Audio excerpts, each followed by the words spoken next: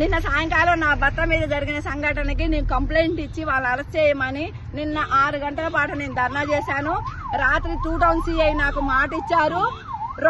నేను 10 గంటలకు అరెస్ట్ చేస్తామా, అరెస్ట్ చేయకపోతే చూడండి అన్నారు. మేము 11 దాకా కూడా వెయిట్ చేశాము. అదే గూండాలు మళ్ళీ ఇంకా 20 మంది గూండాలను పిలిచి చిట్టుకేస్తే మేము మా గుడి దగ్గరికి వచ్చాము. గూండాలను ఏమనకుండా ఖమ్మం పోలీస్ ఒక అధికార పార్టీ కార్పొరేటర్ ని ఏ స్టేషన్ కి తీసుకెళ్తున్నారో కూడా తెలకుండా ఇదిగోండి ఖమ్మం వీడియో చూపిస్తున్నాం. ఎట్లా తీసుకెళ్తున్నారో చూడండి.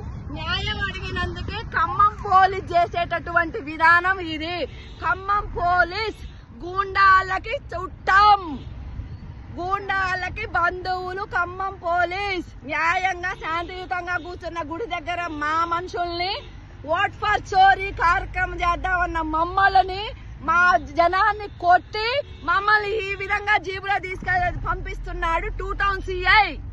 Down down police, down down. ఇది పెట్టిగా గ్రూపులో పెట్టి